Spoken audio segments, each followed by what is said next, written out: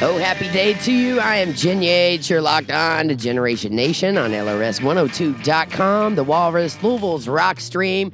And I'm always pumped, especially throughout the week. Always excited. And by the way, tomorrow is my birthday, so I'm super pumped today and tomorrow. I have the awesome Joel Jackson. It's cool because we don't really know each other, which I love to interview artists who I don't know. So, yeah. Joel Jackson, how are you doing today? I'm doing really good. I just came from sending out some merch orders for the band. And yeah. So I got hip to you through some mutual friends. We have a lot of musician mutual friends. Yeah. And you're across the river, right? Yeah, I'm actually in Indiana, Jeffersonville. Jeffersonville. Okay, sweet. Well, welcome to LRS. And I always start out by asking my interviewers or my guest, do you know anything about LRS 102? I know you guys have the LRS Fest, and it's like a radio station around here, but I know that's really about it. I know you guys do the rock stuff. And, we're a rock and roll station since 1964. So if you can think about when the Beatles came to America, that's the year that LRS was formed, and we went on to be one of the prime rock and roll stations throughout the 70s, 80s, 90s, up until current. We did go under for about 10 years, but now we're back and bigger than ever. So welcome to LRS 102. Yeah. Yeah. So we're going to talk all things music. You're a big Christian rock artist, right? And I know you say, and we're going to talk all about this today, that label can be an interesting one, I'm sure. Yeah. That's one of the only kind of music, I think, when we're talking about genres. Yeah. I've been in almost every band known to mankind. Yeah. I have been in a Christian rock band. I actually had to be in a theater play, though. So it wasn't an actual Christian rock band, but it was a Christian rock band in a theater piece. I was the praise worship band, on stage in a show called The Christians down in Naples, Florida, which was a really fascinating piece. Yeah. Really made you think. And of course, I've played churches, my whole life. And I grew up in a church where they did not have a drum set, and I'm a drummer. Yeah. So I started out in choir. They moved me to handbells. There you go. Yeah, and I did that and took piano lessons from my church pianist, for a long time. My family was involved in church, so, I've always loved Christian rock music. I told you I grew up with the guys from Audio Adrenaline. Yeah, that's really cool. Yeah. Barry, and I think I can't remember his name. I'm getting old, dude. No. I'm like, tomorrow I will be 41, and my memory is completely gone these days. But I can't remember. I think it was Mr. Jones was his name, maybe, and he was one of my homeroom teachers, and his son was the lead in Audio Adrenaline. So I grew up around a lot of Christian rockers. Yeah. Yeah. No, they're really good guys. We did, I think it was about 2 years ago, there was some type of interview series about this guy in marriage, and he was interviewing all the guys in the Christian rock world. I guess a lot of people from 10, 15 years ago, and we interviewed the singer of Audio Adrenaline, so it was really cool. Barry was his name. I do remember his first name. I think his last name was Jones. We'll have to look that up at some point. Yeah. If you're listening, call us on the rock line at 938-1964 and tell us if you know the answer. I'm sure I've got a lot of listeners back in Adair County that are listening that probably know the answer to that. Yeah. So you grew up across the river? Yeah. So my family was there basically. We moved there in 2005. Okay. So, I've been here for 14 years. But the better part of, my teenage years and my 20s, I've been here. So I tell people I grew up here. Yeah. Where did you originally grow up, though, before you came here? Okay. So my dad was a preacher. So we moved everywhere. So, Delaware, Maryland, Florida, Pennsylvania, Texas. Nice. You're the son of a preacher man. Hey, for real. We'll have to play that track later. It's interesting because he actually got out of it pretty early on. Yeah. So probably when I was 10. And so we settled on the East Coast for a little bit, probably for about 4 years, and then we decided to move to Indiana. So I've been here this is the longest place I've ever been by far. Yeah. I've been here for 21 years, going on 22. Wow. Okay. Yeah. I moved immediately, found the Highlands about after a year of being in Louisville, Kentucky, and fell in love with the Highlands. There's just something magical about it, you know? And every time I try to move away, it sucks me right back in. Everybody moves away and they come back. I know. I'm one of those people. Yeah, I hear you, man. I've tried to get out of this place so many times. I have zero family here, so it's Really? it's incredibly hard to stay here. But the musician community, the LGBTQAI plus community, obviously my radio and television community, because I worked in media for so long and still am in media, obviously, has kept me here because I really love those people and everybody has been so cool, you know, and for the most part, I mean, there's always the negative, but I found there's just so many cool things about Louisville, Kentucky. Not only is it cheap and affordable to live in, but it's so diverse. It's so musically diverse. The people here are what keep me here, if that makes sense. Yeah. And somehow I've managed to be a professional drummer for the past 12 years, living on nothing but a living making music. So that's amazing. Not many cities you can do that in, you know? Yeah. So anyway, so I want to talk about your music. Yeah. Obviously, that's why you're here. Yeah. Like I said, I got turned on to you and started researching your stuff. The ONELIFE, is that the band? Yeah, the band is ONELIFE. Yeah, and I really dug some of the stuff I saw, and I also saw your philanthropic work, which I was really fascinated with, concerning the suicide prevention stuff. Yeah, it's interesting. There's a whole story behind how I got into that. That's more of a recent thing, but that's our main cause as a band is we do suicide and prevention, suicide awareness, suicide prevention. Now we take the avenue through faith, but there's so many different ways you can do that. Ultimately, our job is we want to go around to churches, festivals, wherever it is, whether it's on the street, tell people, you know, your life is worth living, you know, God loves you, don't end your life. Right. That's our message. Well, I tell you what, I've had a monstrous, tumultuous issue myself with suicide. Yeah. When I was younger, I tried to commit suicide a few times. So I have a very special place in my heart for talking about that because it's something that I don't think people talk enough about, you know, and we don't...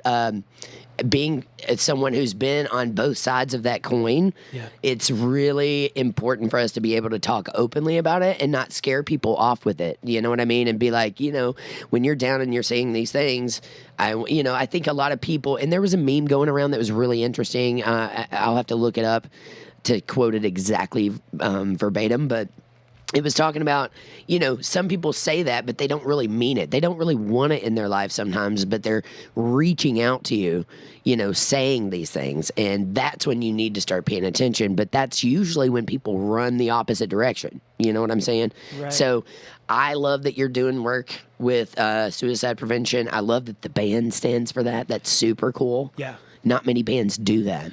So we've got a lot of time. I do want to know kind of how you got involved with that.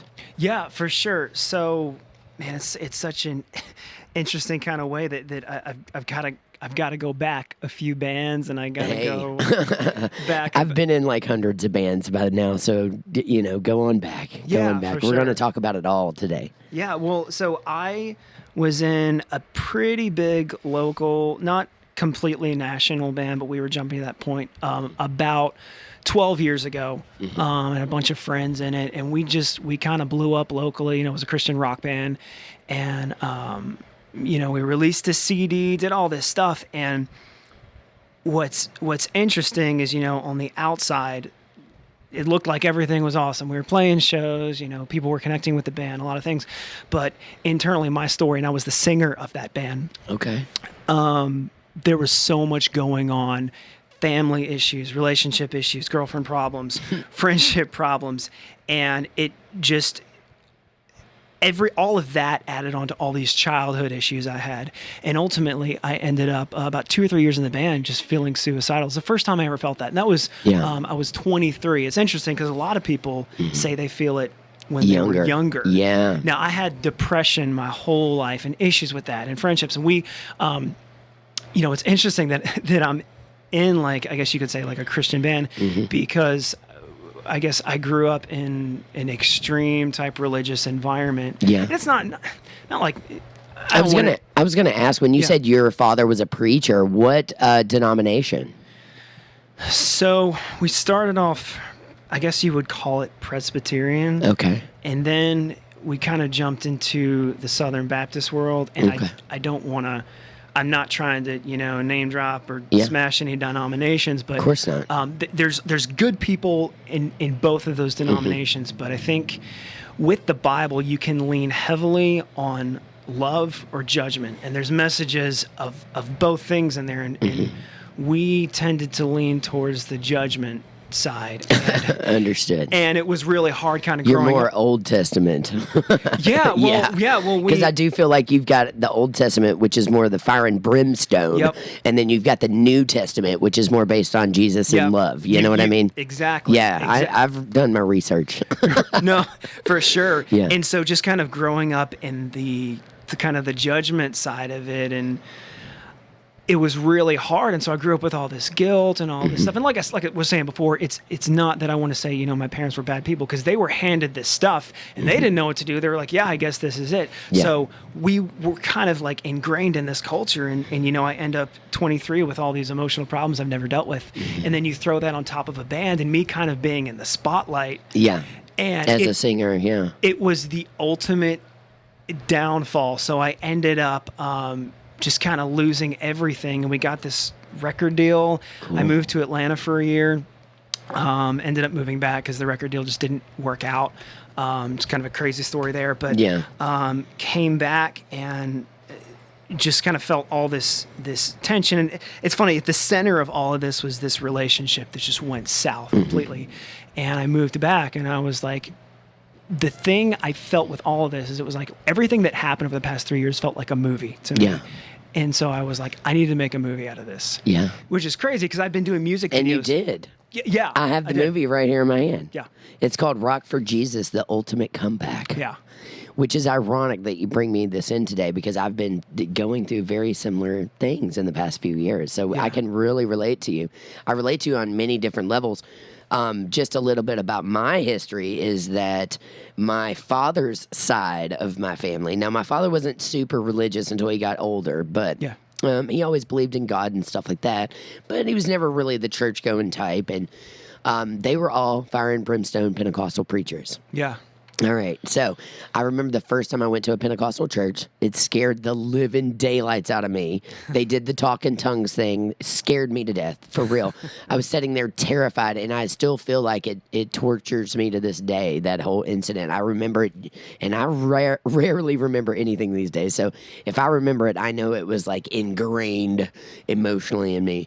But the preacher would walk around and he'd be staring right at me, saying, there's somebody in here who's not saved. And he would just walk around the whole congregation and just stare at me, and it terrified me. I was a child. Yeah. So I ended up leaving, Yeah. and I never went back.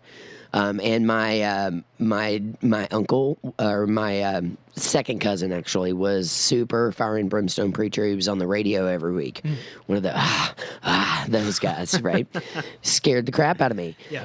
Eventually, my mom, we started going to a Southern Baptist church where I really loved everybody in the Southern Baptist church. Yeah. I can't say I agree with everything that they agree with, but I agree with a lot of it, But like you said, there's two sides of a coin when it comes to the religion stuff. But I had a great time.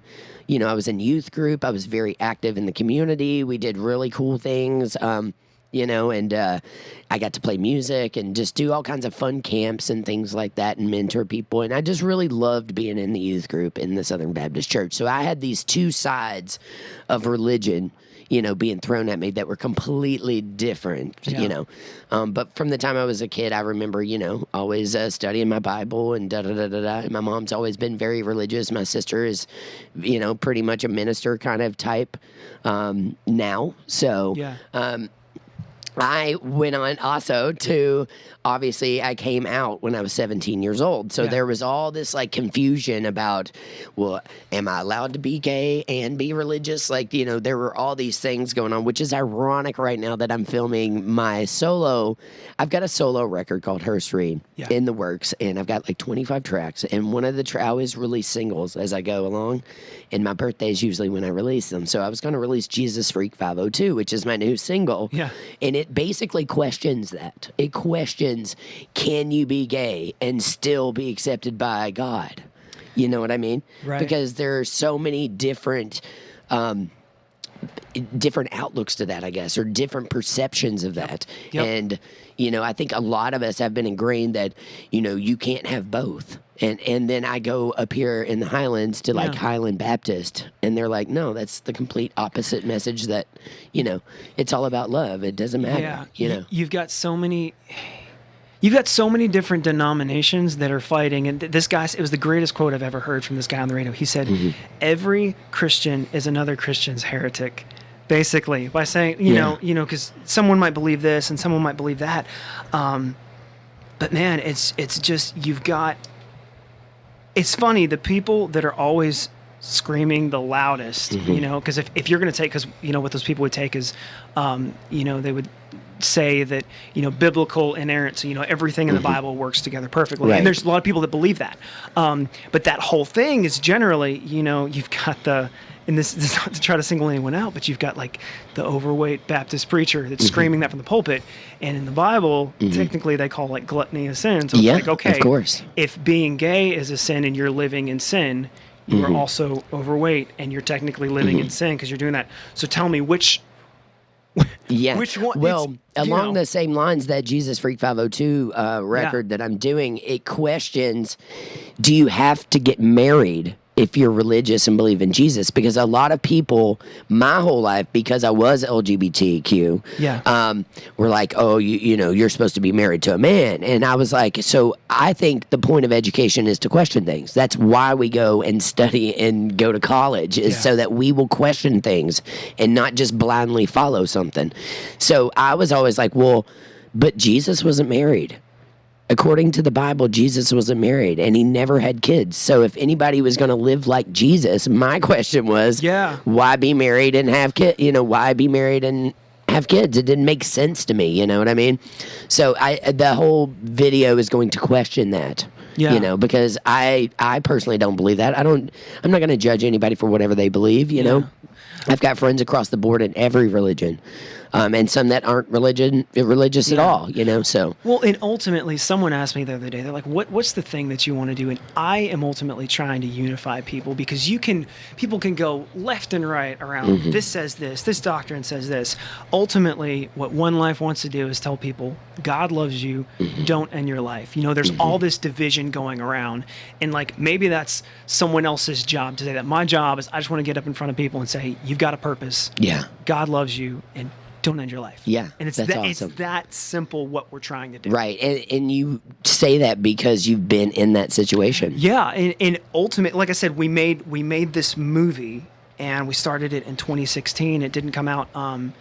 It didn't come out until 2018. It's on Amazon Prime now. Rock for Jesus: The Ultimate Comeback. Yeah. And it's just about the dysfunction that I felt within this culture. And the reason we call it Rock for Jesus is you look at a lot of, you know, Christian events and Christian stuff, and I'm not saying it's bad, but a lot of it, you know, can be corny. You can look at it and it's like, all right, this is a little bit corny. And that's why the title is that, is because behind this layer of what we're presenting as Christianity, there's all this darkness and there's all this shadow that sometimes these people are facing. And I wanted to bring that to light. And with me, it's like, you know, we're playing in this band, we're preaching all this stuff, but on the inside, I am dying. Yeah. And I need hope. And ultimately, you know, I'm here, and I decided not to end my life. And it's funny because during that whole process of being in, of making that film and going through that record deal, I stopped believing in God for 3 or 4 years. I said, yeah, I said, and I didn't tell anybody. Yeah. And were you scared to tell anybody? Absolutely. Yeah, I was going to say I would be scared myself. Well, it's my whole fan base was built around that, so I was like, you know what, I'm gonna see what happens, because maybe I'll come back.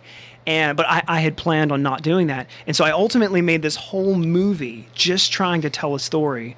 So the film is not trying to make you a Christian. Most Christian movies, when you watch them, they're trying to convert. This is just a story. Yeah. And there's no scenes that we wrote where it's like, okay, we're going to try to turn you into this or turn you into that. It's like, nope, here's my story, essentially, and this is how it ended. And the movie came out, we released it, and just, it's crazy. My world kept falling apart until March this year, when I was like, I had one of the worst suicidal episodes. The last part of my world just fell apart. Yeah. And I ultimately said, okay, my life without believing in God, without believing in some type of a higher power, for whatever reason, I need that. I need it too. The details of it, I'm going to figure that out. Yeah. But right now, I need to know that God loves me, and maybe there's something, after all of this, and that life means something, and there's a purpose to my life. And so I came back in March, and I started going on tour with this as a videographer for this bigger Christian band called Seventh Time Down. They've got a couple big hits on the radio. And just going through that, I was like, you know what? I think I'm going to get back into Christian music. And so we actually recorded that whole thing in like a month. So all of the songs on that record are the songs that I was writing when I was feeling suicidal and lost. It's just questioning, like, what's going on? Yeah, well, I can't wait to listen to it. We're going to actually spin some of it today. Yeah. The band is called ONELIFE, and if people are listening and they want to check you all out, where can they go get the CD? So we've got onelifemerch.com. They can order it on there. We send out the physical copies. We were on Spotify. Cool. We got Facebook, Instagram, YouTube. You got the soch down, man. He even brought in a video today, a video camera, which I love. I said, I already love you. You video everything. Everything. And we were just talking about this. We're going to talk about a lot of stuff off topic, too, because we got 2 hours with you, which is really cool. Yeah. I love to talk all things about being an artist and about writing your own stuff. And I'm a big fan of not just doing covers and trying to separate yourself as an artist. Yeah. And I feel like the only way you can do that is by writing your own stuff and being creative. Yeah. So I love that you've written, stuff all about suicide and, while you were at a low point in your life, because I've totally been there, though, over the past, just to educate you a little bit, because we don't know each other. Over the past 2 years, I was doing a record with a chick named Beverly McClellan, who was my musical soulmate. Yeah. We had this amazing spark, when it came to creativity, and she was just one of the most brilliant singers I have ever heard in my life. Never had a music lesson, was a monster. She grew up playing piano in church, and studying that, and also played guitar very well. She went to be on The Voice season 1 and went all the way till the end. Looked completely different than what her actual voice was. She had this amazing soul voice, but she was bald and tatted up everywhere, and wore kilts and was just a different type of character. But anyway, I lost her in the middle of making that record to cancer last Halloween. Then go on to, I was still dealing with that. I was kind of moving around, wasn't for sure if I was going to stay in Louisville or go to Nashville or not, because I had all these opportunities in Nashville, and I just did an Americana record down there with a girl named Lori Jo Bridges, and I had all these opportunities, so I kind of wasn't thinking about staying in Louisville. I was kind of back and forth, wasn't for sure where I was going to live and all this stuff. And then I lost my bass player of the past 12 years in multiple different bands, Sue Riley, to a head-on car collision coming from the boat. Wow. So I had those 2 deaths back to back. I had a couple, 2 or 3 heartbreaks back to back. I was at the lowest of low when I was rolling into my 40s last year. So. Yeah. The only thing that could keep me alive was to write. It was to write music and to go seclude myself. And that's the only time that I find that I write is when I get really sad or very angry. Those are the only 2. In fact, my best friend just told me the other day, he said, I'm going to give you to the end of this year to write a happy song, because I'm tired of your sad stuff.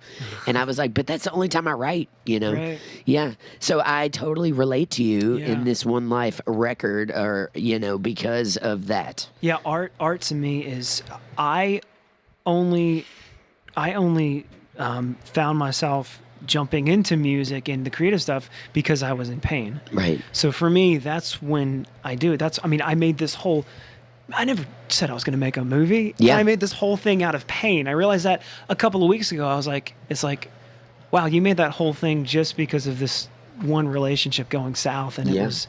It's amazing Bev loved to say this. She said, "Pain and love come from the same place." Yeah. And it's the truth. Pain and love come from our hearts. So, I think when we go through emotional breakups, that could be torturous to somebody that we love, or we lose friends over a relationship, or, it is brutal. It is. And I totally relate to, hey, I want to take my own life, but the only thing that keeps me alive is to go write and to be creative and to play music. That's the only thing. So thank God for that. We are going to, thank God for that we do have music and art.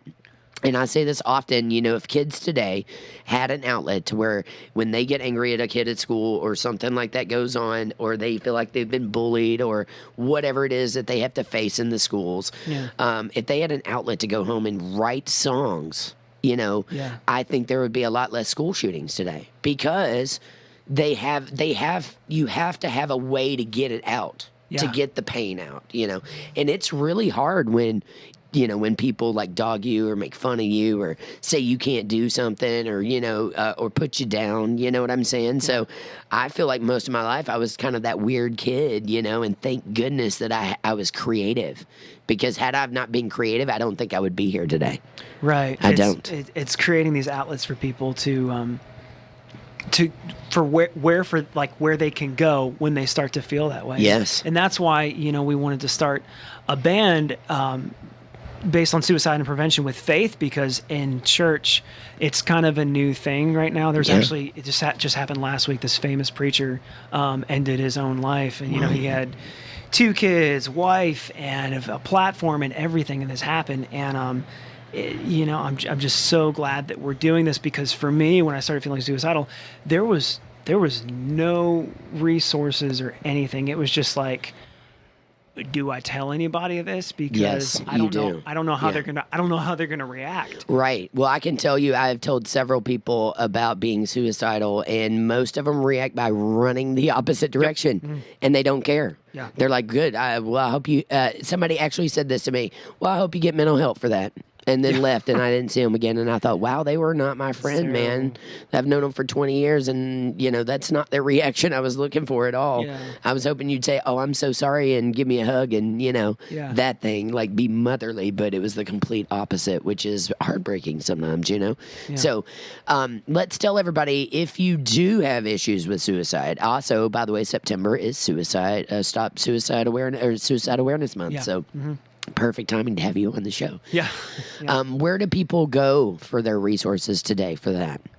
See, we are, there's a suicide walk in Louisville that's kind of going around, and we're just in the process of getting connected with them, because ONELIFE is brand new. I mean, we had our first show August 9th, which sounds crazy, but it's kind of spread a lot. Everyone's, really excited about what we're doing.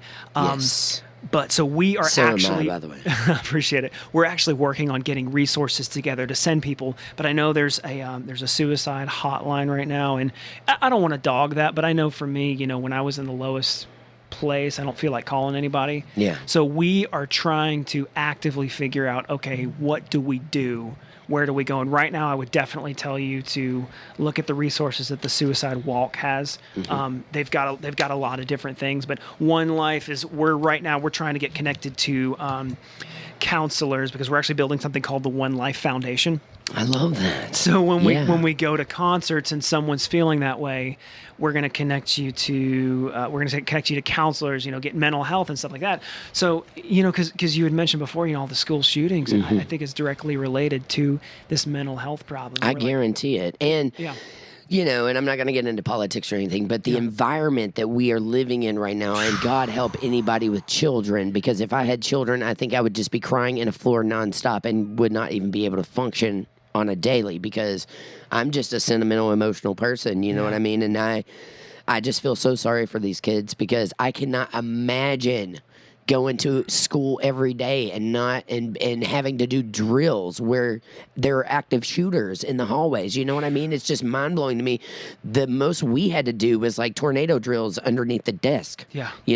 Yeah. And I'm just like baffled by all these school shootings. But not only that, it goes back to mental health issues too. Yeah. And the environment that we're living in right now is a very toxic environment for anger and hate. Well, it's like you've got social media, and now everyone's horrible thoughts are allowed to be on the internet constantly blared all the time. So it's like the world's trying to deal with that. You've got the political landscape. Right. And ultimately, I'm just like, okay, there's a lot of stuff going on. How do I do one thing and help one problem? And that's what we're trying to do. Yeah. Well, kudos to you for doing that. We're actually going to play a track off of your One Life record. Yeah. And I encourage everybody to go get a copy of this. Which track do you want to start with? Let's do Keep Driving.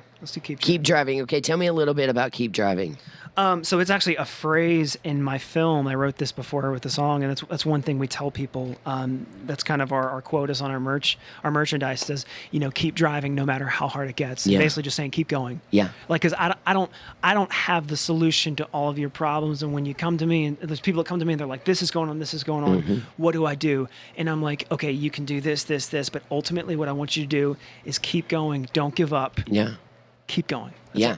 Yeah, I think that's what you have to do. Yeah. Don't in your life, there's a reason you're here. I truly believe that. I truly believe that everything in our path is laid out, and I have found myself in the same situations you have. Yeah. I'm very passionate about the suicide issue. Yeah. I'm very passionate about music. I love that you've combined them. Yeah. It's super cool. So this is Keep Driving by One Life.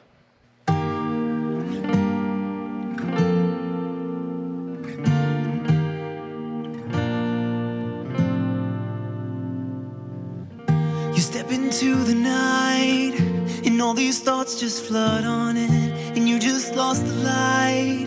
You don't know quite just where to go. You see the shades of high, but you're just feeling oh so low. It's all an upward climb, it's all you've ever known. But just keep driving, keep on flying, keep your faith and keep it shining. Just keep driving, keep on moving on, and on and on, and on and on. Just keep driving, keep on climbing, keep your faith up high and high. And just keep driving, keep on moving on, and on and on, and on and on.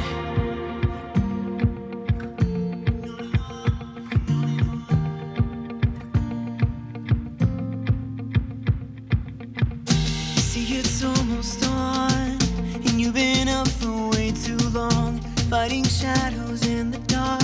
You wonder how it went so wrong. If you could find yourself, maybe everything would start to change. But just remind yourself to just keep driving, keep on flying, keep your faith and keep it shining. Just keep driving, keep on moving on, and on and on, and on and on. Just keep driving, keep on climbing, keep your faith up high and high. And just keep driving, keep on moving on, and on and on, and on and on.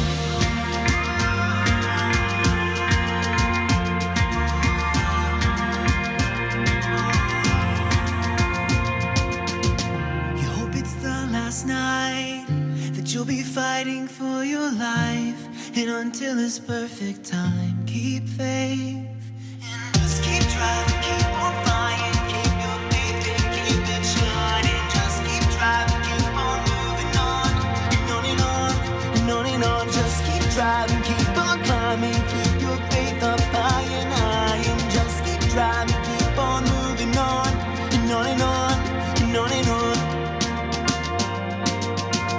And on and on, and on and on.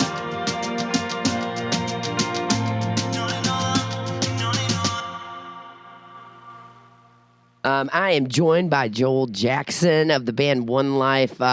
Very cool. I love your vocals. Thank you. Yes, Thank you. very nice. And the production is so good.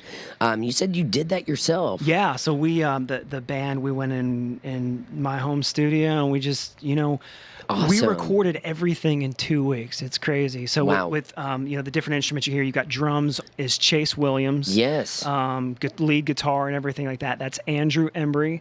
and then bass guitar, backing vocals, and rhythm guitar is Johnny Will. So bunch of good dudes, best dudes I've ever been in a band with. Sweet. And you said you'd been in a lot of bands too, right? Yeah, these guys, it's everything fits. Everybody gets along. There's no like that's a crazy- good thing. Yeah, there's no wild dysfunction. Right. It's such a good group of guys. Man, I tell you what, I've been in so many bands over the years, and you know, there's nothing like finding bandmates who you just have amazing chemistry with. Yeah. You know, once you find them, do not let them go. You know what I mean? Because I don't know, there's just something special about it, and it's just a spark that you look for. And I always say this: there are so many talented people that can play music. Yeah. I've played with so many. I mean, thousands. I can't even tell you how many. Right.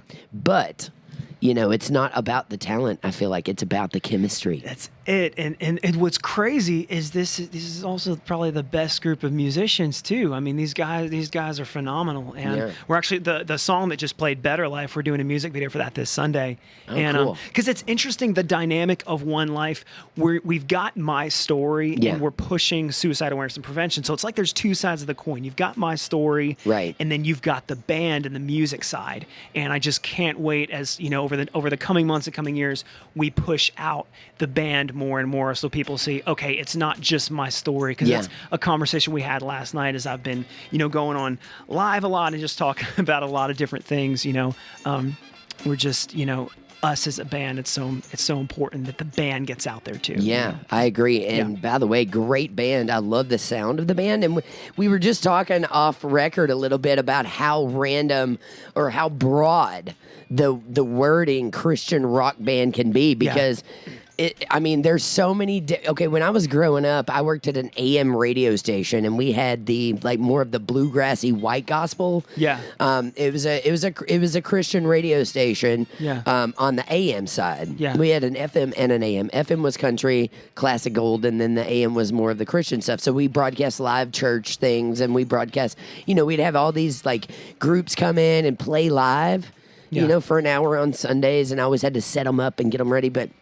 Back then, it was more like Appalachian bluegrassy, white gospel-y stuff. Yeah.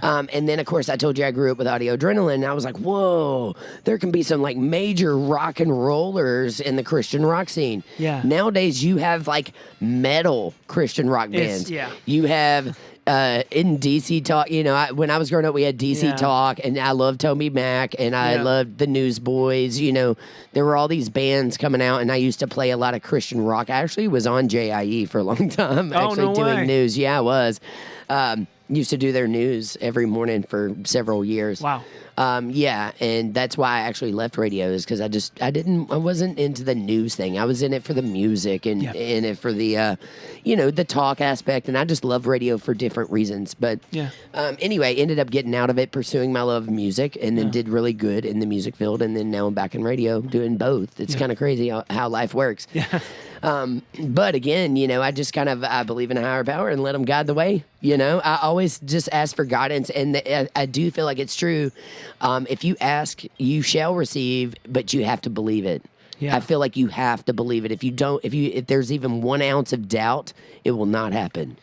Yeah, you got to believe in what you're doing, and 100%. And I feel like that's why, One Life, we have not been out there as long as most people would think. I mean, our first show was August 9th. Wow. And of this year? Of this year. Wow. And it's just exploded, because I'm like, I believe in this. We've got the right group of people in there. Mm-hmm. We went in, and it's funny, what you're saying about the Christian rock, the genre thing. And we don't even really say that, because our tagline is, it's One Life. That's on our poster. It says suicide awareness and prevention through faith in Jesus. That's our thing. We're not even One Life Christian rock. It's because we got some banjo in, and the Keep Driving song. I love it. Real soft. It's got some. It definitely has a pop aspect to it. It has a little bit of country, has bluegrass feel to it. Your voice is very soothing and soulful. Yeah, I feel like I love your voice. Very clear and everything. And I've worked with some major vocalists over the years. In fact, I'm working with one right now. She's a Broadway superstar. Oh wow. Yeah. LaVon Fisher Wilson. I'm going to play at the Louisville Pride this weekend with her. That's exciting. She was in The Color Purple on Broadway, as well as Newsies, as well as, I can't remember them all. Chicago. She played Big Mama Thornton. Yeah. Yeah. Wow. And so major vocalist, but grew up here in Louisville, Kentucky, and went to YPass. And of course, if anybody knows anything about the Youth Performing Arts School, DuPont Manual and all that, I mean, that's one of the top schools, I mean, for music around, whether it be dance or just art in general, So anyway, and she has 5 background vocalists who are singing harmony behind her. Wow. So yeah, it's we have an 11-piece band. It's big with amazing. horns and the whole 9. Yeah. You can catch that Saturday. I'm going to plug it. You can catch that Saturday, September 21st. We go on at 2:10 p.m. right in the middle of Bardstown Road in the Highlands at Grinstead and Bardstown Road. So check that out. It's called the Levon Fisher Wilson and the Queens of Funk and Soul. That's awesome. Yeah. So, but yeah, I love your vocalist. Let's talk about, I want to talk a little bit about how your process is when you write songs. Yeah. Yeah, because we've been talking a lot about, it's hard to write when you're happy. We love to write when we're sad and down and depressed. And I feel like sometimes I almost feel like as an artist that we have to be tormented in our personal life so that we can write and create something. I believe it. I believe it too. I don't know if I enjoy living it so much, but but yeah, I feel like, if you look at any great artist, I mean, whoever it is that writes their own stuff, most of them have been through some very traumatic or big time heartbreaks. Most of them aren't just super happy in their daily life. You know what I mean? Yeah. And I feel like that's because you have to write from a place of emotion. And if it doesn't come across either in song or art or whatever you do that's artistic, if it doesn't come across and we don't feel the emotion from whatever you're doing, then we have a hard time relating. Yeah. So what I mean by that is we love Adele because she's tortured in her personal life and she writes all these like massive breakup songs, but we feel her. We're with her all the way. We're like, oh my gosh, the hello from the other side. Yeah. I mean, it just is heart-wrenching when you hear it, Right. So is Rolling in the Deep. I heard that one on the way here. I mean, so some of her bigger songs are just so heartbreaking. And you're like, wow, I felt like that too when I actually feel like that now, But I feel like you have to be, it has to come from a place of, what else can I do at this point except to write about it? Right. So everybody's like songwriting process is different. I love to write songs myself, and I do it completely different than a lot of other people. But when you sit down and you're like, I'm going to write a song, I don't even know if you actually sit down and intentionally do it or if it just comes to you. Okay. So when you do that, do you usually start with one idea of what the song's going to be about? Do you start with lyrics? Do you start with melody lines? What do you usually start with? Yeah, Is it different every time even? So that's a whole nother story. So I almost got, the band I was in before, we almost got signed to a pretty big deal back in 2013 to a really big label in Nashville. And I met up with the guy, and at that point I had just been writing songs when I felt it, and he told me you need to write one song every single day. Yeah. That's a great thing. So I did that for 4 years straight. Are you serious? And what you're hearing is the best of those songs on this record. Wow. So you wrote a song every single day for 4 years? Every single day. Wait, I'm adding that up in my head. That's 365 times 4. That's a lot. That is a lot. That's like over 1,200 songs. Yeah. Wow. So that's amazing to me. What you do is they call it mining for gold. Yeah. So essentially, you're digging a little bit. You write what you feel every single day. Yeah. And occasionally you come across a little bit of gold. And that's how you get the best stuff. Right. And what I do is I always start with a concept, and I start with the song title. Mm-hmm. So what am I feeling? And for a while I wanted to write a song about that line in my movie, Keep Driving. Mm-hmm. And so that's where it usually starts. Wow. Is with that, and then I have an acoustic guitar, and okay, I've got this line now. Let's put the chords to it, and let's write out. I have to have a full idea though. Yeah. Of what does this song mean? Mm-hmm. And they say like a lot of times in Nashville, the chorus is your big exclamation point. What are you trying to say to the world? Yeah, which is so funny because I'm the complete opposite. Yeah. Yeah. Okay, first off, sometimes I've always loved to write, Yeah. period. Just anything, like journals, books, whatever, you know, poetry, whatever. I've got tons of like journals from when I was a kid till current of things that I've just written throughout the years. Yeah. And I just like to write on physical piece of paper too, which Yeah. is kind of interesting. I love to the art of handwriting, which I feel like is kind of a lost art today. Yeah. But usually, I mean, I can wake up in the middle of the night. Say I wake up at 4 o'clock in the morning, and I'm just like, oh my gosh, I'm overwhelmed with emotion, and I'll pull out a journal and I'll just start writing. And sometimes things come to me so fast that I don't even process what I'm writing. Yeah. It's just, and then I wake up the next day and I'm reading it back, going, wow, where did that come from? Yeah. You know what I mean? Yeah. And then I'm like, whoa, that was deep. Like, where in the world did that come from? I guess it had to get out of me, you know? So sometimes I do that. And then when I sit down to write, I go back through notes of just random journals of things that I've pulled from. Like you said, if you write, I wasn't writing a song every day, but I was writing pretty much every day. Yeah, write a little bit every day. Yeah. And I totally know what you mean. But usually I let the songs organically happen is Yeah. how I do it. And I also produce. So a lot of times I will produce and then just see what happens and let it literally organically come together. And I've done some of my best work that way, I feel like, you know. At this point in my career, I've been working on a solo record because, you know, I was always a drummer, so I played an accompaniment instrument. Yeah.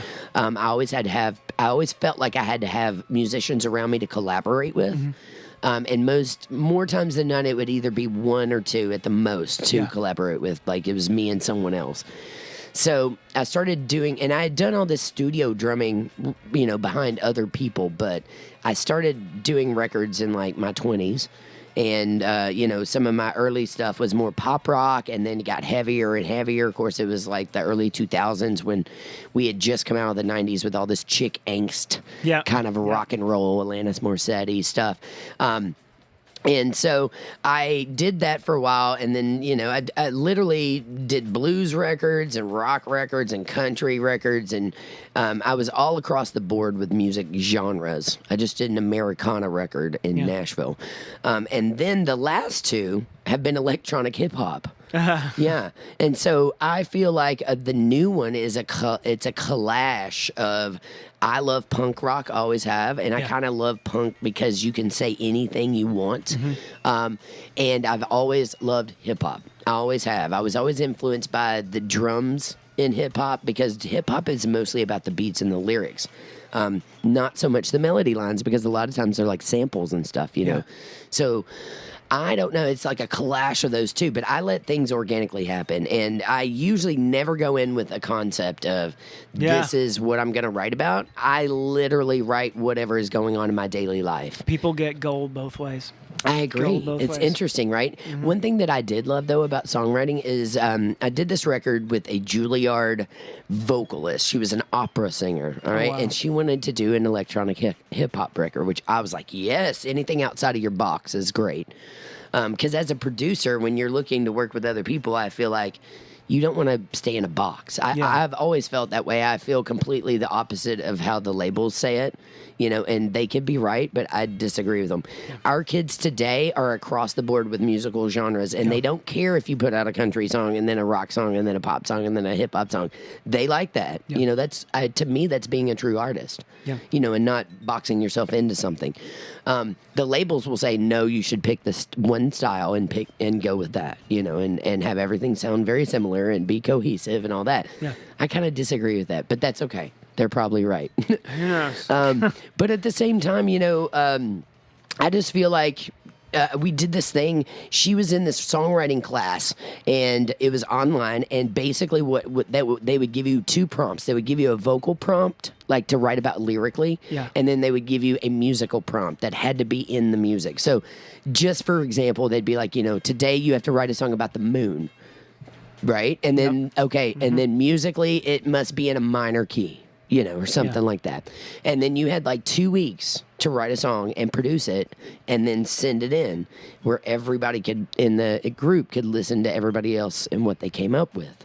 And it was fascinating, trying to write about things that I couldn't relate to almost, or trying to find something going on in my life that was relatable to whatever that subject was. So I love the art of songwriting, and I think it's a fascinating thing, but you can only get better if you keep doing it. And that's for you to write that many songs and a song a day for 4 years is mind-blowing to me.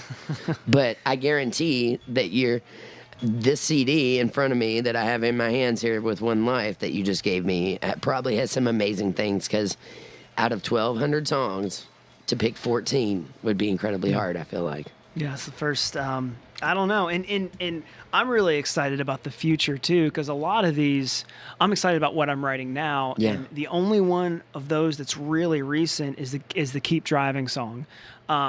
So we've actually, One Life is about to go into the studio with a guy he's in a bigger band, and he does a lot of Nashville stuff, and he's going to help produce our next thing. Super cool. So, because this is kind of the demo to say, hey, we're here. The next thing we're going to pitch to these potential labels, and it's going to be pretty exciting. Man, super awesome. Well, I wish you well in your journey with that. And I love that you've got a little liner in here too, talking about how you wrote them in the worst time of your life. Yeah. I think most of us write during the worst times of our life, and I think that's what makes a great artist. Yeah. You know what I mean? Were you familiar with the Rick Ocasek guy who just passed from the Cars? Did you see that? I didn't. Tell me about that. Yeah. Do you know who Rick Ocasek is? He's the lead singer of the Cars. Yeah. He just passed. We lost Eddie Money, and then we lost him within the past few days. Yeah. Rick Ocasek was one of those weird, interesting characters, but he was a great writer. I mean, if you look at the list of hits that he had with the Cars, I mean, it's pretty extravagant. And I always really enjoyed his songwriting because he did a lot of his own stuff. But I always kind of put the Cars and the Talking Heads kind of in the same category because they're both kind of weird bands. They always had very odd videos back in the day, But who doesn't remember the album cover with the chick on the front that just says the Cars, and she's driving a steering wheel, and the steering wheel almost looks like see-through or like LED light-esque. It's kind of funny. But yeah, that whole record, their greatest hits, I mean, wow, is like hit after hit after hit. He was a great songwriter. So rest in peace, Rick Ocasek from the Cars and Eddie Money. Yeah. I get worried when I see two of our major stars like that go down because I know they always happen in threes.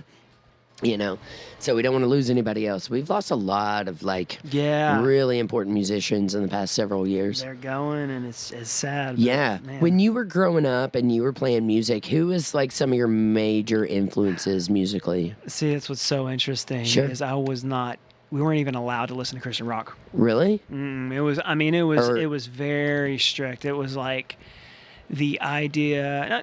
They've changed, a lot, but the idea was this music it's just this famous line, but these people would say it over and over, but it's the devil's music disguised in Christian lyrics, which is the most ridiculous thing in the world. What? Wait, you lost me there. So you couldn't listen to Christian rock when you were growing up, even though your dad was a preacher? Yeah. I'm like, wait, what? Now, I was the one that kind of broke that, and around age 14, 15, they were like, okay, this is going to happen. Yeah. And we're going to start doing this. What kind of music did you listen to then? I mean, before then, instrumentals? Well, no, it's interesting. We didn't really listen to anything, and you kind of look at the people that grow up that way, and it's so sad. That's why you have Westboro Baptist Church. Yeah. These people are so angry because they see what everybody else has, and they just pick the worst stuff out of context, and they throw it at these people. Like I said, my family had a change of heart around, probably 15, 16, and it was like, okay, this is just happening, and maybe we've overthought a bunch of different things.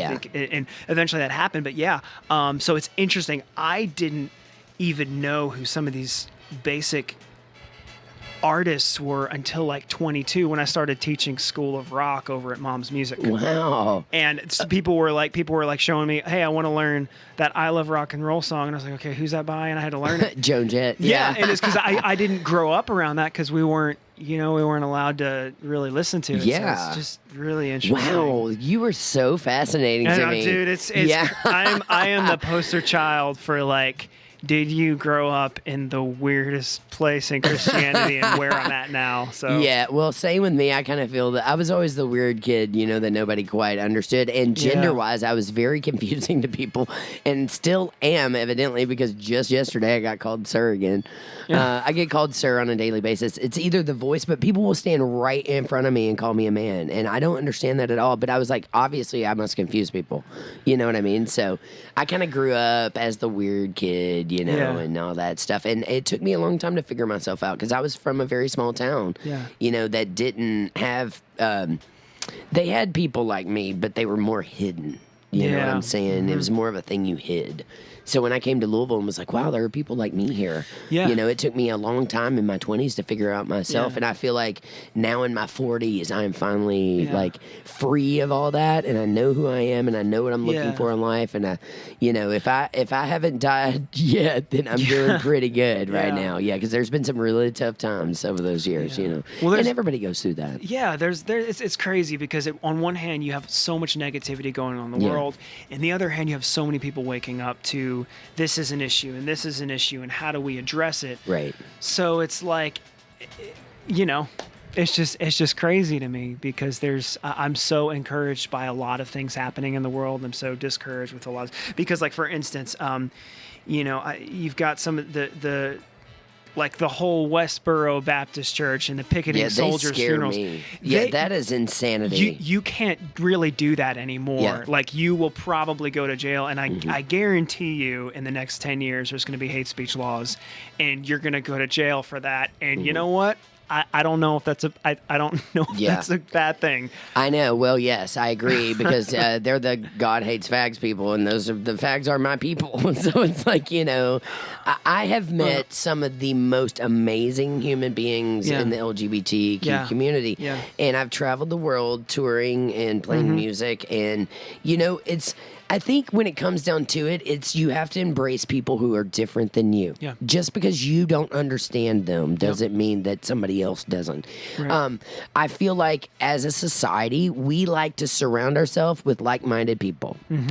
Yes, I love to hang out with gays because they're like me and they understand me, from a different level. Yeah. I think, and it goes into not only different color backgrounds, different religious backgrounds, different sexual backgrounds. Yeah. We like to surround ourselves with like-minded people, But you have to also, there was a time when I found myself in Texas and I was surrounded by nothing but Spanish-speaking people. Yeah. And I was the only one that didn't speak Spanish. I was totally out of my comfort zone. I feel like you have to go out of your comfort zone and be like, these people are cool. And once I finally could relate, which we could relate through music, we could always relate through music, then I had a completely different perspective on it. You have a conversation with someone and the relationships change it changes everything, which is so interesting because we are kind of designed to fit in groups. Yeah. And like you just start talking to someone and you'll find that your opinion changes. But I think that's what just is so encouraging to me is this kind of crazy type worldview and extreme Christianity. It is, you've got one side where like you could say there's a lot of political things that are really scary that's going on, that's rising. I think that politics and religion should stay far away from each other. I don't want to go to a church on Sunday and hear the preacher putting his own views or her own views into whatever they're speaking of. I think you always have to question, is this, and we talked a lot about this earlier this week because I have been a journalist before and I've been in the media where if you're reporting on news, you're never supposed to have an opinion within your piece. Yeah. You're supposed to look at it from an outside source and not have an opinion. Yeah. That's how religion should be because you can't, like you said, there's that judgment part where they're like, well, you're not supposed to do this. And there's, it's so crazy because you'll still see people picketing things like kind of the extreme religion, but it's like 3 or 4 people in a crowd of thousands, and that is going away. And I I war against those people, and I've been I hear ya. attacked. We went on WHA, I think it was the WHAS. We went on there and we played. My band played "Don't Stop Believing," and we had this just crazy extreme guy that went after me, started making YouTube videos about everything, saying, "Hey, this is evil." What? And on the sideline, this guy is.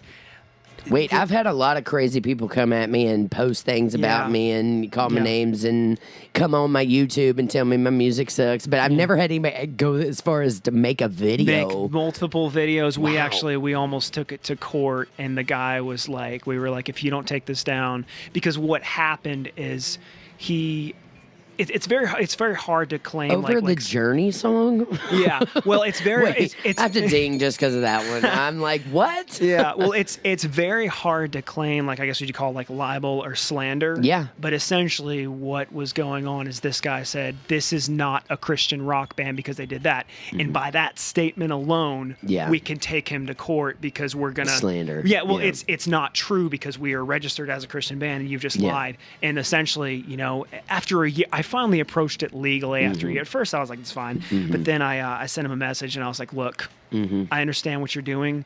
I'm not gonna. Did he have some kind of? It feels like he had some kind of like resentment with you from the get go before you even went on there. Was it literally that performance? It was like, the performance. really on HAS. Yeah, yeah. So Wow, well, people were so interesting. yeah. Well. What happened is I sent him a message, and I said, look, if you don't take this off, we're going to court. I've already spoken to the lawyers. You've done this. This is going to happen. You're going to spend. We're both probably going to spend $6,000 each. Yeah. On court. Do you want to Go that continue to be a far. missionary, or do you want to keep this video up that no one's already watching anyway? Yeah.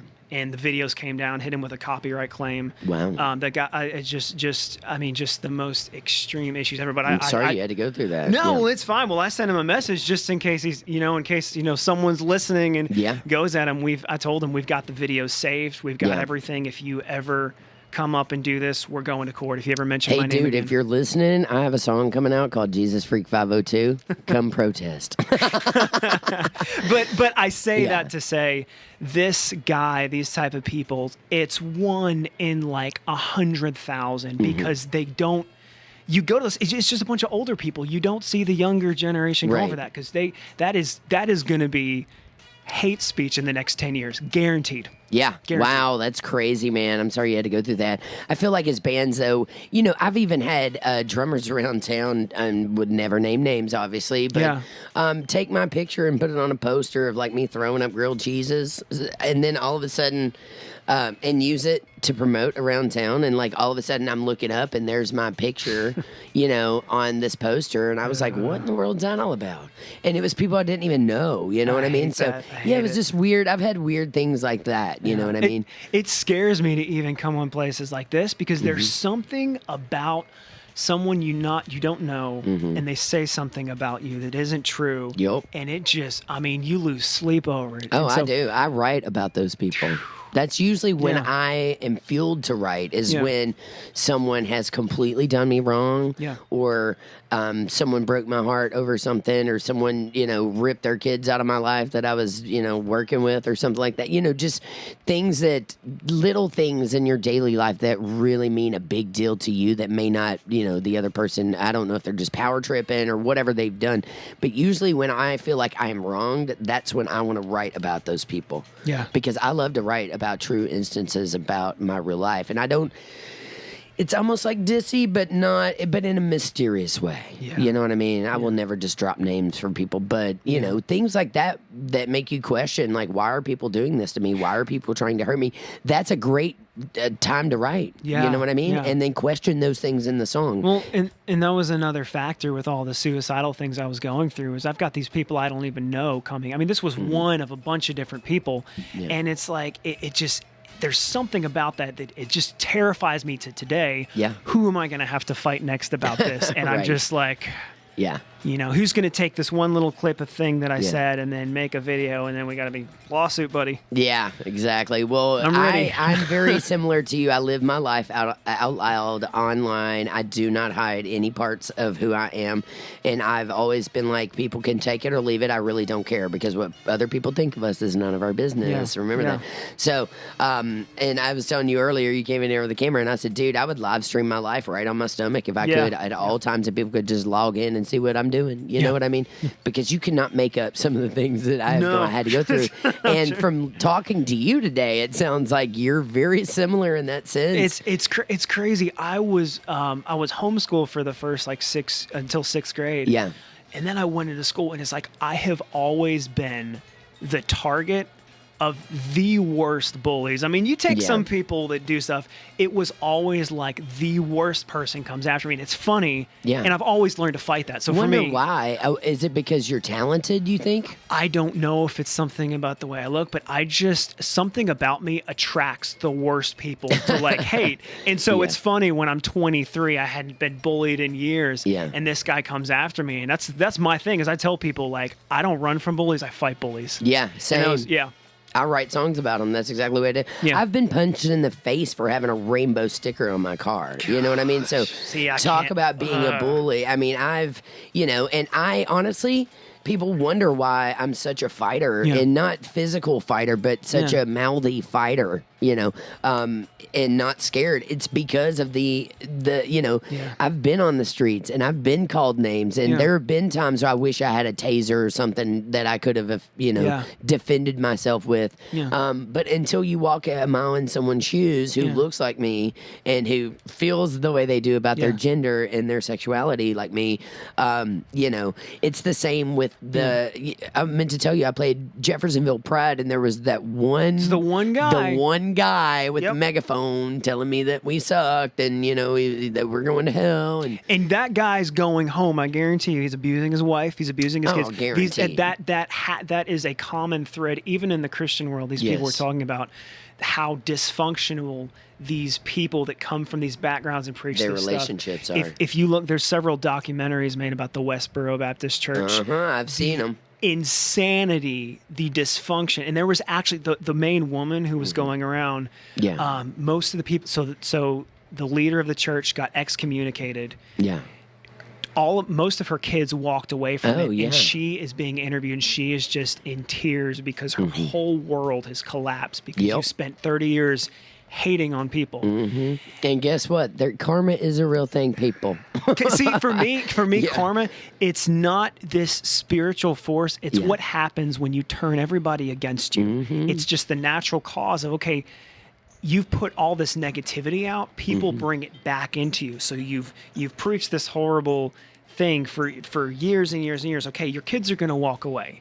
You've made the worst type of friends. They're going to walk away. Everybody walks away from you because you've spent your life built on hate.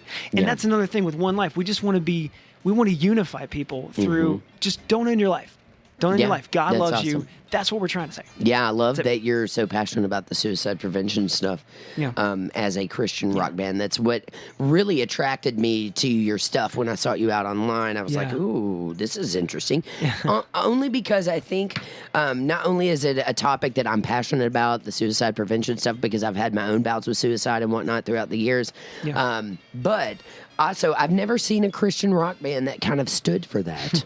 I think you might be the first. So it's interesting because part of the reason we started this band is we have a potential big record deal on the table because of some guys that I knew, and they just knew me as an artist, and we're going to be able to announce things over the next 5 or 6 months probably, but this is the first ever that's done that. And so I could tell because it kind of threw me for a loop when I saw it myself. I was like, oh, that's interesting. The labels and the people are like, there's a huge market for this, especially what's going on right now. Yeah. There's some good that could happen. So this is like the first Christian band that stands for that. Very cool. Well, I'm very proud of you and your work. And Thank you. The CD is awesome. Tell people again where they can pick it up, literally all over the internet. Yeah, so you can buy the physical copy at ONELIFEmerch.com. We've also got shirts, we got hoodies. You can see it on Spotify, it's on Apple Music, Facebook, Instagram, YouTube, everywhere. You can also pick up the movie that I mentioned, Rock for Jesus, on Amazon Prime,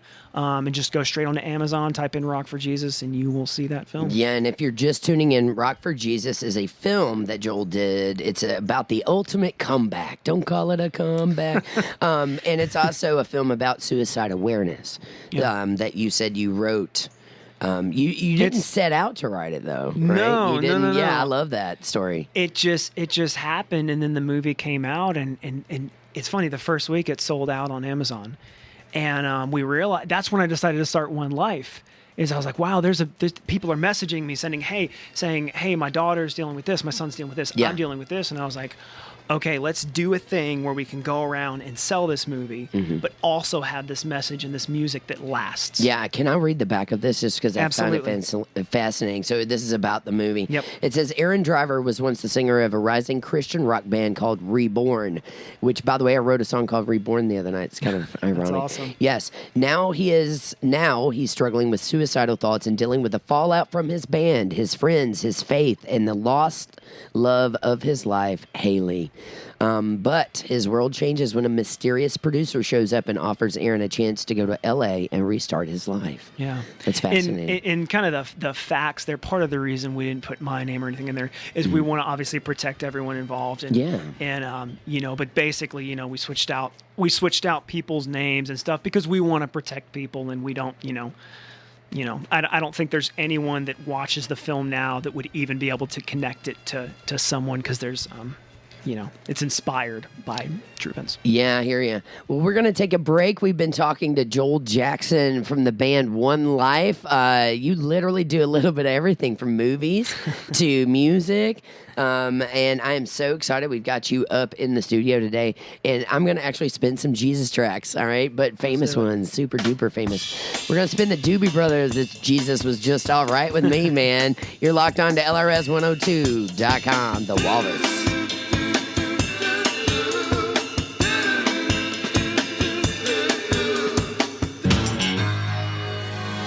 Reach out and touch faith.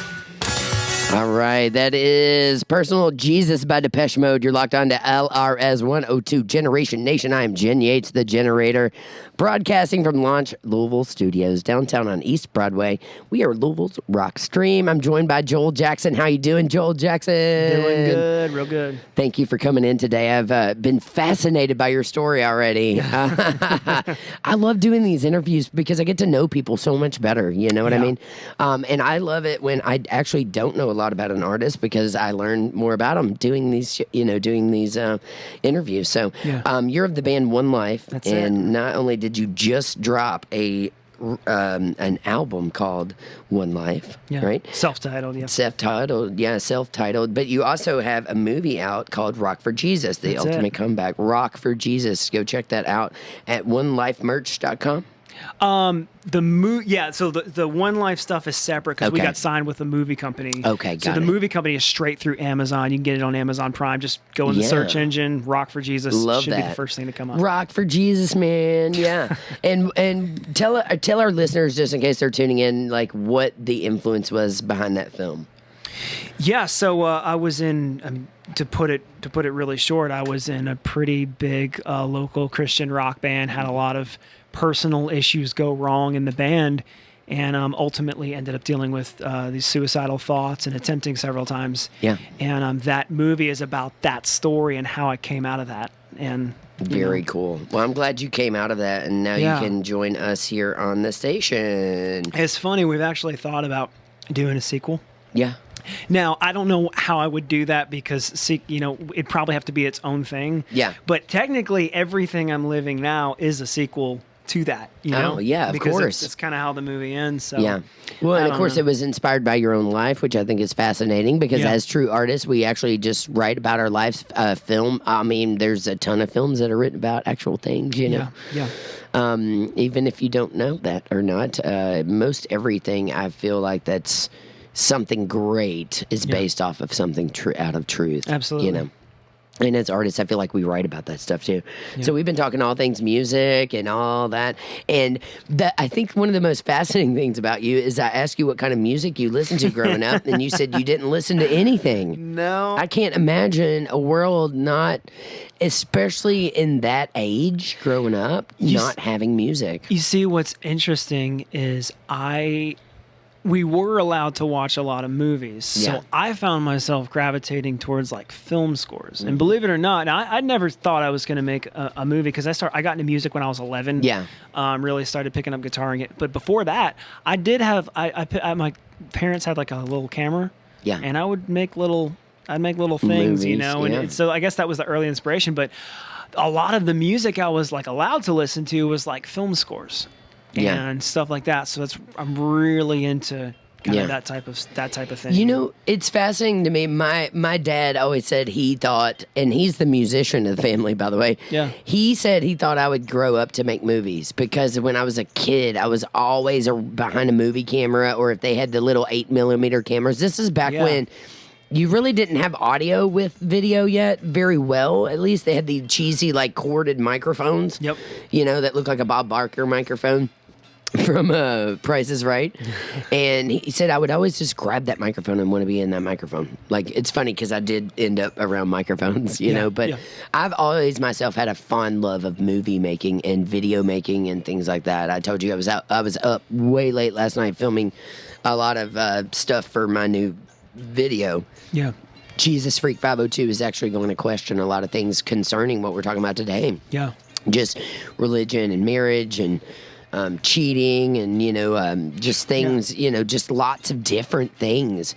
And I kind of want to leave it very obscure. You know what I mean? When I go to make, and obviously movies are different than music videos, but today's music videos are very elaborate and, you know what I mean? Big deal, yeah. It's no telling. I can't remember how much it was. Well, I do know at the time that they made Scream with Michael Jackson and Janet Jackson. At the time, that was the most money they had ever spent on a music video at the time. Now, I'm sure some of these today have Beyonce has probably blown it out the water. But, you know, they were spending millions and millions of dollars on just a music video. Yeah. And it's crazy to look at. And then, but I'm one of these artists that's like, well, I will take a $100 budget and make something crazy, amazing out of it. Yeah. Because the more creative you are, I think the better the product. Yeah. And it's not always about the money. It's about the creativity behind it. Exactly. Yeah. So anyway, I wish you much success if you go on to do a sequel on this. Yeah. Because that's cool. I can't imagine being that young and doing a movie. Yeah, it was Your crazy. own movie, too. It was so, because I can talk a little about the process. Tell if me you about want. it. So I started out, what was it? Let's say 2011 was my first time to ever really pick up a camera since I was 9, because my band needed a music video. Yeah. And we filmed this thing, and it was pretty good for being the first thing ever. And we got a ton of views on YouTube, and that kind of launched that first band. But I you know, never imagined that I'd go on and actually make a film until I had this story that happened that just felt like it could be a film, and so I just felt the need to make it. And the process, it was so grueling. So we started October 2015 doing a bunch of test things with it. Wow. And then all of 2016 was location scouting, casting, and doing test scenes. Because that's the thing, is there's a lot of corny, bad films out there. Oh, yeah. We did so many test scenes to make sure that was not a thing that existed with this movie. Because, you know, even with the whole thing with the title, and the reason it's so corny is we wanted people to watch it and be tricked. Yeah. And a lot of what we've gotten over and over again was, I thought it was going to be the worst thing ever, and then they put it on and they're like, wow, that was like really good. Actually a thing, because we reshot so many scenes. So all of 2017 we filmed on weekends, weekdays, everything. I was editing the film together. I was doing some scoring, and we finally finished everything in June. No. It was May of 2018. Wow. And at that point, we had most of the film cut together, the sound design, the score, and we were ready to have a premiere with it. Mm-hmm. But it was so intense just to show up And okay, this scene is supposed to happen. It's sunset and the weather's supposed to be amazing, no clouds, and you show up and it's raining. Yeah. All right, guys, we'll come back next week and do it. And it does the same thing. Yeah. And so it just kind of happened over and over again. And having people show up and making sure they know the lines and making sure it's not corny. Yeah. That's the hardest part. I agree. So hard. Yeah. Well, I tell you what, I can't wait to watch it. And after I watch it, I'll report back with what I think. I would love that. Yeah, because I'm actually quite fascinated. It sounds like my own story. It sounds like my life. I was like, I'm reading my life on the back of your thing. Yeah. I've been through all of that. And it's interesting that I almost always, when I'm going through a dark moment, something like this mysterious producer showing up happens to me. I've actually had a moment where they showed up and took me to LA, and and I wanted to tell you a little bit about that Christians rock band, the praise band that I was in it was for a theater play called The Christians. Totally. Because it was very fascinating. Have you ever seen that play? No. Okay. It's a pretty popular play, and the guy who wrote it, don't hate me because I can't remember his name, but he's a very famous dude. Yeah. And he went on to write a bunch of other very famous plays. This one in particular premiered here in Louisville at the New American Plays that Actors Theater puts on every year, where they basically introduce new plays, and then producers come in from LA and Chicago and New York, and they can pick them up if they want to. Yep. Louisville is kind of a hub for theater, very famously known for theater too. So basically this show was called The Christians, and the show is set up like you're going to church. So the audience is your congregation, right? And there's a preacher on stage, and it starts with, it's a mega church too. So when the people were researching mega churches, they actually came to Louisville and snuck into Southeast Christian because they wanted to see what a megachurch looked like on the inside as influence for this theater play. Yeah. So in the play, it's a Christian church. The drummer, the musicians are all on stage, and the preacher comes out, and and they've got 2 or 3 other people that are on the board, and they've got an assistant preacher and all this stuff, and the preacher's wife, and they're all coming out, and then he starts just like a Sunday service would. We start with music, and then he welcomes everybody to church that Sunday, and he goes on to tell this story about how he was on a missionary trip, and he was overseas, and it was in the Middle East somewhere where these car bombs were going off and stuff like that. And he met a little boy who did not know anything about Jesus, right? And he had, because of the area he was from, and the little boy, a car bomb goes off outside of a market, and his sister is inside. So he runs in to save his sister, and he saves the sister, brings her out, and he ends up on fire, and he dies. So the preacher preaches a sermon about, do you think that this little boy went to hell because he doesn't know who Jesus is? Or do you think he actually went to heaven because he was doing a good deed, tried to save his sister? Yeah. And this causes a big upheaval in the church. And there's all this discussion, the board wants to kick him out. The congregation wants to leave and they all leave and go to another church. The whole band walks out on him in the middle of service.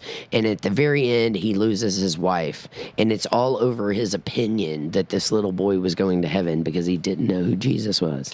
And then it just leaves you with that. And that was it. And it was just a very, very powerful piece. Wow. And it's called The Christian. So if you ever get a chance to check that out, do so. Talk about a powerful piece. And I got to be in the drummer for that. I had to act beside people on All My Children and Cagney and Lacey and, Broadway people. Yeah, it's crazy. People get so terrified over if they don't know everything. And I think a lot of that comes into the way that, we are as humans, and our brain is we want to know, basically to survive, we have to know our surroundings. Yeah. And as soon as you introduce something that, sometimes these really intense Christians that believe a certain way, a potential idea, it's like, whoa, no, that's bad. Swipe it down, rather than, well, hold on. can we just talk about Right. this? And even if we're wrong here, maybe the act of talking it out is going to be healthier than everybody dividing Right. and attacking each other. And it's just crazy. I mean, like I was saying Mm-hmm. before, when we get up there and we play Don't Stop Believing, and I think there's a great message in that to say, guys, keep going with your faith. Don't stop. There is a great message in that. And not only Yeah. that, but it's one of the most famous drum tracks of all time by Steve Right. Smith. He plays it Yeah. almost lefty style. It's a very interesting drum part. Steve Smith being one of my all-time favorite drummers, it's like, Yeah. who doesn't love that Journey track, man? Yeah. Yeah. And that's wild. there's just so many different interpretations and things that people don't talk about, that people argue about. Yeah.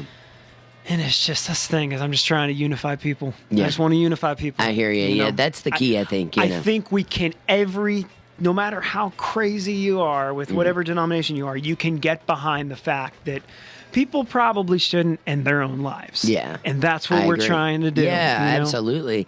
The suicide message is so important these days. And I also feel like, me coming from the LGBTQ community, there's a lot of that in my community. You know what I mean? Because a lot of these kids are not accepted at home.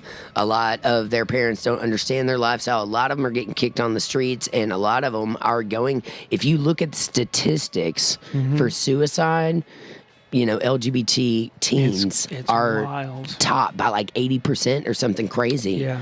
So I am all about your message. I'm like, keep doing what Yeah. you're doing, man, There's- because you're making the world a better place. I appreciate it. Yeah. Yeah, there's gotta be a better way to talk about discourse and things we disagree with than just, because you don't change people's mind. Do you know what? You know what? Like, I guess the front of your brain is, there's a part in it called the amygdala. Yeah. Oh, Okay, yeah. so that's the part that has basically fear and anger, and Mm-hmm. it's supposed to activate.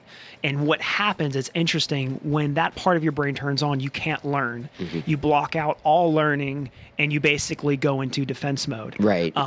And so it's interesting how these groups, like when you're screaming at someone and you're saying this is wrong, and you're accusing, you're doing all these things, they can't learn. Whoever you're trying to talk to, they're not going to learn your message if you're screaming, because you have activated the front part of their brain and they're just Yeah. in defense mode. And so it's like, if you really want to change someone's brain, that's why I made the movie. Yeah. You tell someone a story, because when you start telling people a story, these receptors in your brain open up. Yeah. And that's the whole reason I did Rock for Jesus, is I wanted to let people know, hey, there is an issue within this Christian culture, and it's not all bad, but there's some things that we need to address. And my thing is, people just need to be able to talk about these issues, Yeah. because you would be surprised the ways that people will come over and do these different things. And it's just, you can't scream at people. They don't learn. Yeah. They don't learn. Well, yeah, I don't think anybody's going to learn. If you're screaming at somebody, somebody's already on defense mode, like you said. So if they're in defense Yeah. mode and that Yeah. amygdala is Yeah. activated, Yeah. then they're not going to be able to Yeah, do it's- anything other than scream back at you, probably. I mean, you could say that I provoked the lion partly on the YouTube, because I saw the Yeah. first video come up. I put a comment up that was not very nice. Yeah. And when I could have been like, I probably could have avoided the whole thing, been like, hey, man, Yeah. let me call you. Let's talk about this. It probably would have gone down that day. Right. But because I was, a jerk to him back, Yeah. dude goes to and- war. Right. And I feel like, and I've learned this over time, and I've not been the best at it throughout my life either. Because when attacked, I like to attack Yep, back. yep. My mouth is pretty rowdy when I get upset. But at the same time, as I've gotten older, I do realize that through my therapist, you'll love this, my therapist taught me that when someone is doing that or someone attacks you, they're really trying to steal your power away.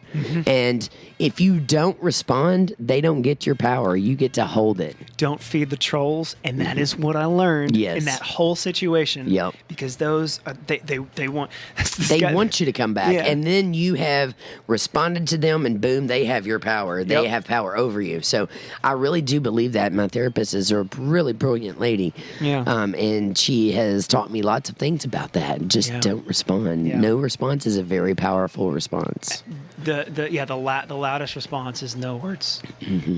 Yes, I know I'm like silent on that. Yeah. Hey, I do want to remind everybody that LRS will be out at Bourbon and Beyond at the Expo Center that's in Louisville, Kentucky. That's coming up this weekend, Friday, September 20th, Saturday, September 21st, and also Sunday, September 22nd. Friday, the headliners go from Foo Fighters to John Fogerty to the Flaming Lips. Joan Jett and the Blackhearts are going to be out there. We were just talking about Joan Jett. Even the Preservation Hall Jazz Band from down in New Orleans is going to be there. And we also have Pearl, which we were just talking about her before the show. That is Meatloaf's daughter, if you don't know who Pearl is. I'm fascinated by that. Saturday, September 21st, you can catch us out there broadcasting live for the Robert Plant, Daryl Hall, and John Oates Band, Trey Anastasio Band, Allison Krauss, Grace Potter Squeeze. I mean, Jenny Lewis. The bands are just insanity. Includes our own Ben Soleil. And then we have Sunday, September 22nd, the Zach Brown Band, ZZ Top, Leon Bridges, Edward Sharp, the Magnetic Zeros, White Reaper, who is our own little rock and rollers from Louisville here, and Edie Brickell and the New Bohemians. I love her. She's married to Paul Simon, if you don't know. There you go.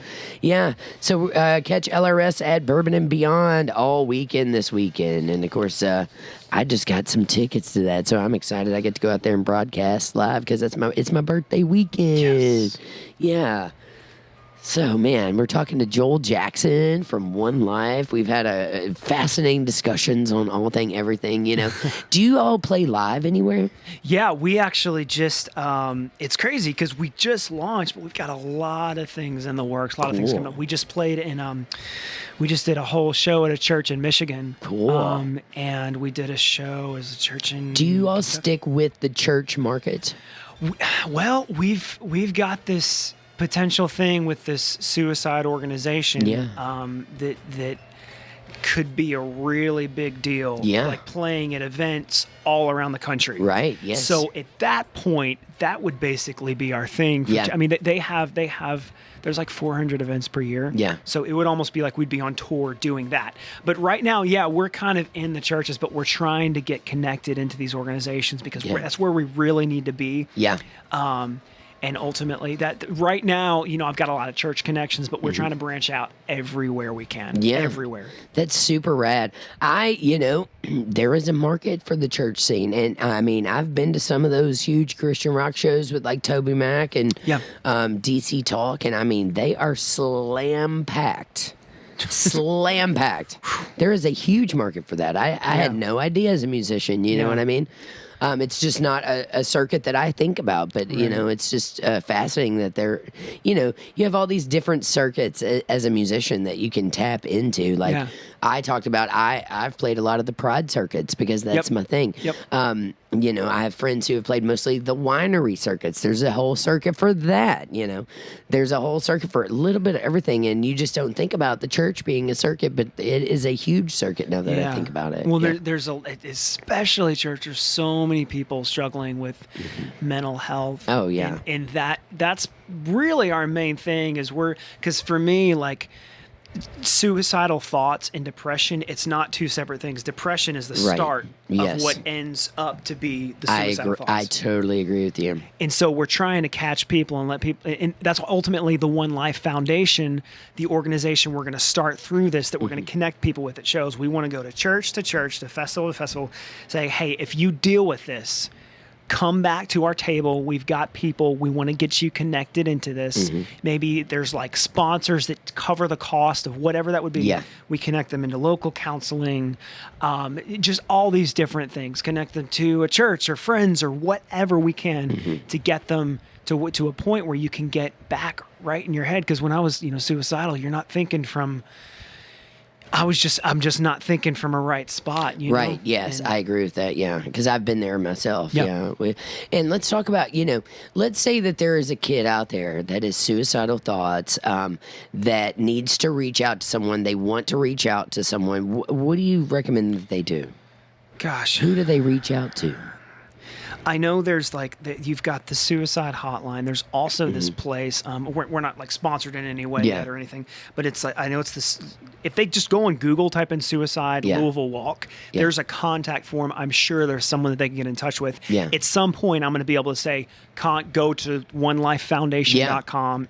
That doesn't exist yet, but we're gonna have people that are going to get connected into that because that's what we want to do. Yeah, absolutely. It's really cool. There's this story that I wanted to kind of tell you. Sure, go for it. We were in Michigan, and there was this person that came to our show last minute.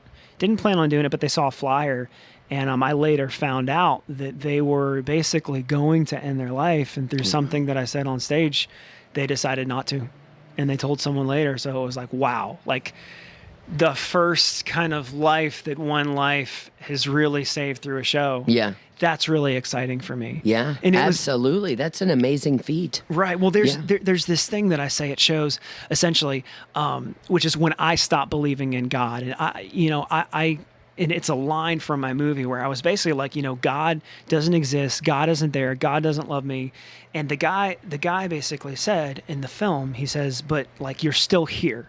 I know you're looking for some crazy miracle, some white light, some person to come into your life that's going to fix everything. To save you. But what if the miracle is that you're still here after all of this? Mm-hmm. And that's what I say at shows and concerts. That's fascinating. Yeah, you guys are here. Maybe that's God. Yeah. Maybe somehow, maybe it's not a bunch of magic or whatever that is. Maybe it's the fact that you still have the strength to go on. Yeah. Maybe that's God, and that's your miracle. That's fascinating. I love that. I love that you say that at every show. That's what brought me back, is I'm like, okay, I'm going to stop looking for the white light, the magic. Maybe it's just that I'm here, and you got to make a difference. Keep going on. Yeah.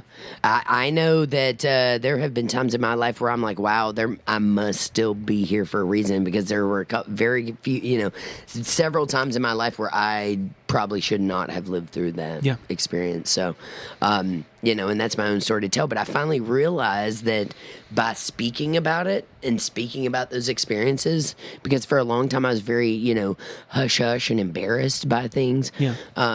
The more I speak out, the more people reach out to me for the same thing. In fact, just yesterday, I had somebody send me a message that said, hey, my therapist says I should reach out to people, my friends, when I'm feeling, depressed or upset or suicidal or whatever. And I literally took a moment, stepped back for about 20 minutes and focused on that conversation and sent positive things and, said, there's got to be a reason that this is happening to you. And, please still have faith and just believe that everything does happen for a reason and that you're going to get through this. It's just another day, So I find it fascinating because sometimes not having family here is hard to. It's hard to want to go to your friend and be like, "Hey, look, I'm having suicide thoughts. Like, what do I do? Can you help me? Can we just hang out tomorrow so I can feel better?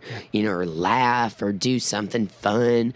It is hard to reach out to people because you don't want to bother people in their daily lives. But my encouragement to people is you must reach out to people. Yeah. You know what I mean? Yeah. And it doesn't matter who it is. You must find someone who can be there, for you, whether it just be an internet friend or a personal friend or a family member or someone in the church, or a pastor that you love. I have do you know Pastor Tracy Patton? She's over in Indiana, and they just got a new church in New Albany. What church is that? New Beginnings is the name of it. I know that name. Okay. I swear I've heard of a pastor named Tracy. So Pastor Tracy. Yeah, she's in They were in Jeffersonville on Spring Street for a long time. Okay. And they just raised enough money to get their own church, brand new church over in That's awesome. New Albany.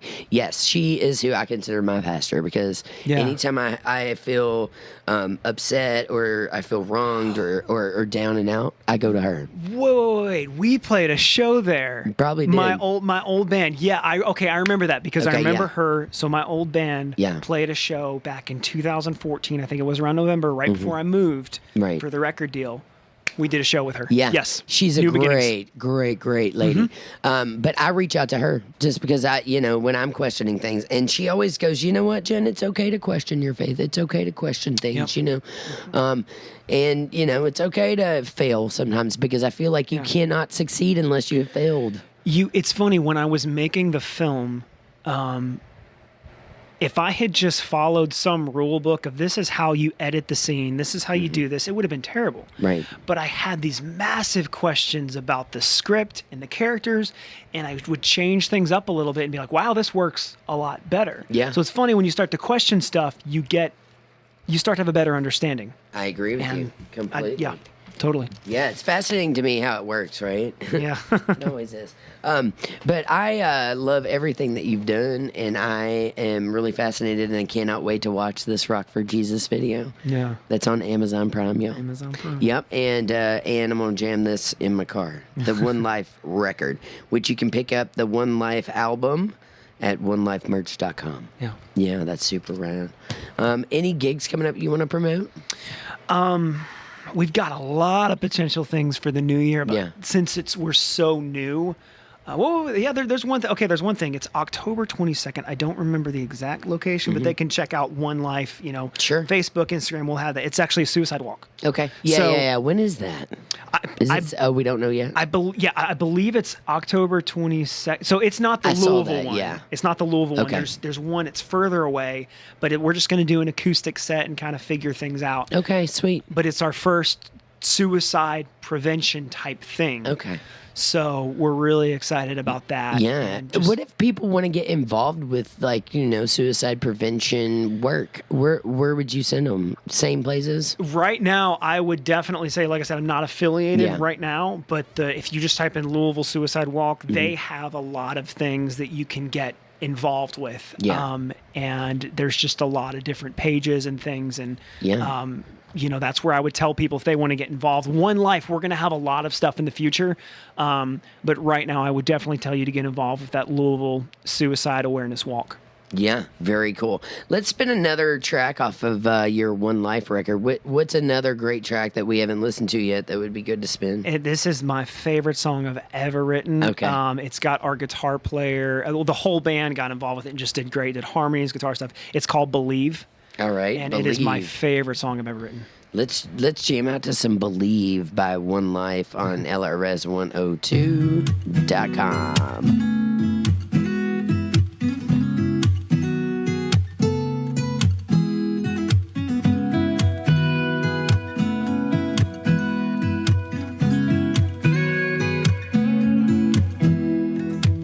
I've been living in a world today of my regret and past mistakes, and wondering if it's too late and if I'm still your child. And I've been told that you set free, and all it takes is on my knees, and Jesus came to die for me and everything I've done. And it's something like 2 steps forward, 1 behind, and progress right to the other side, and move along and on down the line, cause this is what I see. You gotta believe it's on your knees, and Jesus came to set you free, and say to the other side that he is who you are. But you gotta believe it's something more, and Jesus came to open doors. It's true to the other side that he is who you are. But you gotta believe.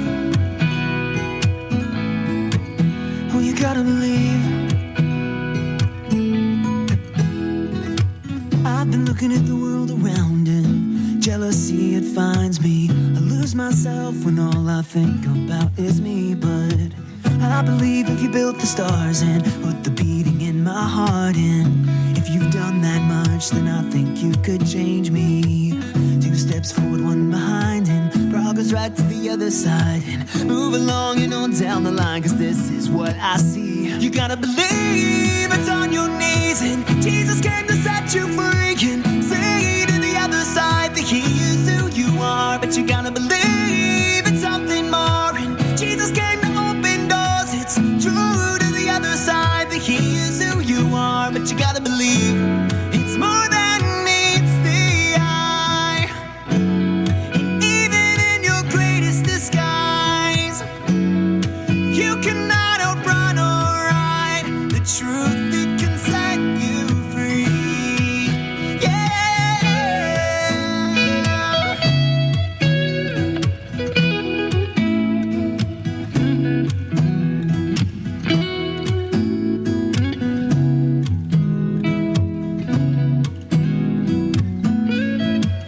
But you gotta believe it's on your knees, and Jesus came to set you free, and see to the other side he is who you are. are, but you gotta believe it's something more. And Jesus came to open doors. It's true to the other side that he is who you are, but you gotta believe. Oh, you gotta believe. Oh, you gotta believe. Yes, you gotta believe.